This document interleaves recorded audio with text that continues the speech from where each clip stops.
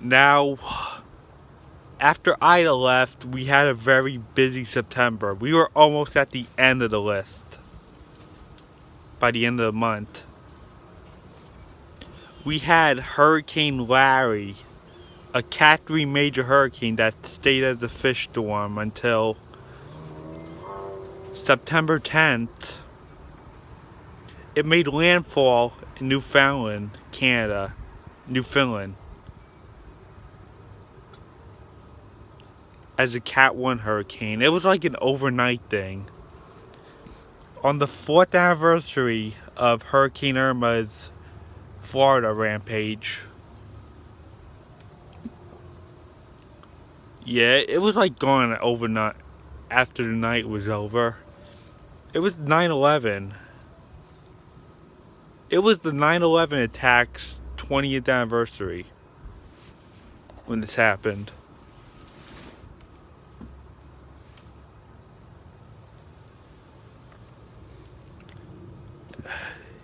Yeah. Everyone else was tropical storms. But there was another hurricane that made a landfall in Texas. It was a Cat 1 hurricane named Nicholas. It was mostly a tropical storm, but it was briefly a Cat 1 hurricane.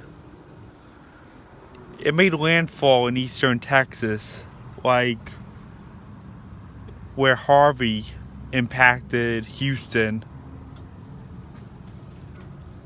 Yeah, it was near Houston. That's where Hurricane Harvey took place and flooded Houston.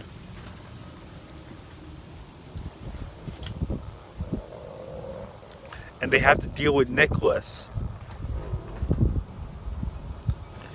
I mean, when they had Hurricane Harvey, the winds weren't as much of a big deal as the flooding. It was nothing but a lake. It was nothing but a huge flood and lake that you can't see the roads anymore until all the water receded.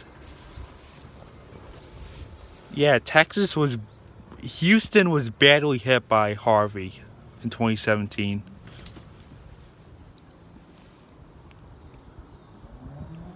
It was really, really bad.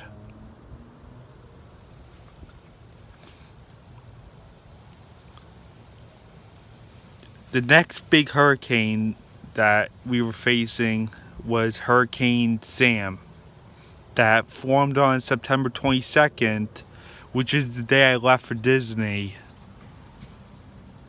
And then, like, it lasted all the way till October, like near Columbus Day.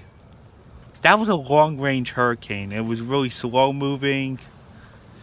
It was really small, but strong. It was a Cat 4 hurricane, almost a Cat 5. There was actually some point where Hurricane Sam was a threat to New England and Long Island. Like, we were badly going to get hit again. But something a lot worse than Sandy, because Sandy was a Cat 1 or Cat 2, but do not let the categories fool you. Even a Cat 1 could cause serious damage.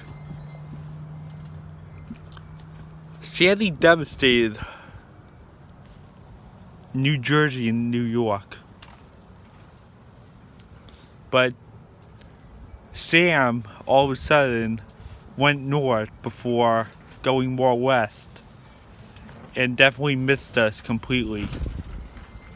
It was once a Bermuda threat too, but it missed Bermuda. It was another fish storm before dissipating. And there was no more activity for the next 2 weeks until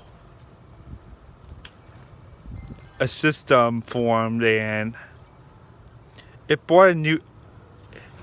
It's this story I keep talking about. On October 26th, 2021, the Northeast had a nor'easter. and it turned to a bomb cyclone. And it was moving clockwise like for 2 days over for 2 days. It was like hanging around the area because its path was being blocked.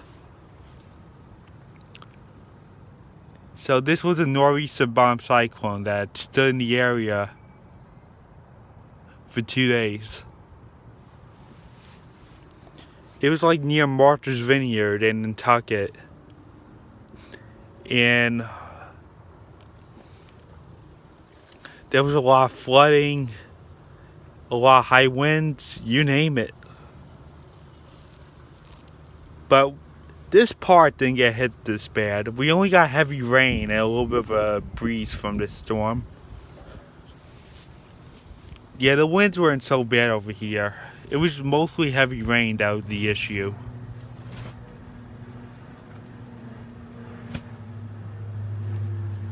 This was a serious nor'easter bomb cyclone.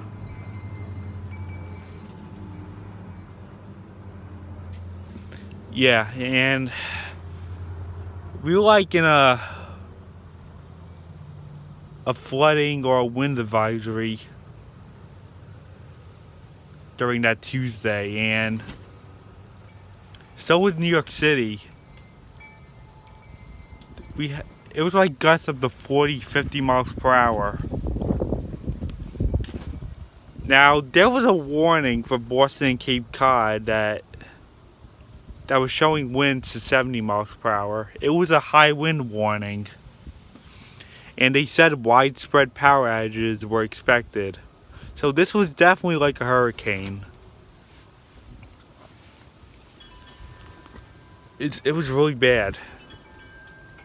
Boston and Cape Cod saw winds up to 90 miles per hour. That's almost at Cat 2 status. Those winds were really strong. It stood in the area for 2 days before leaving.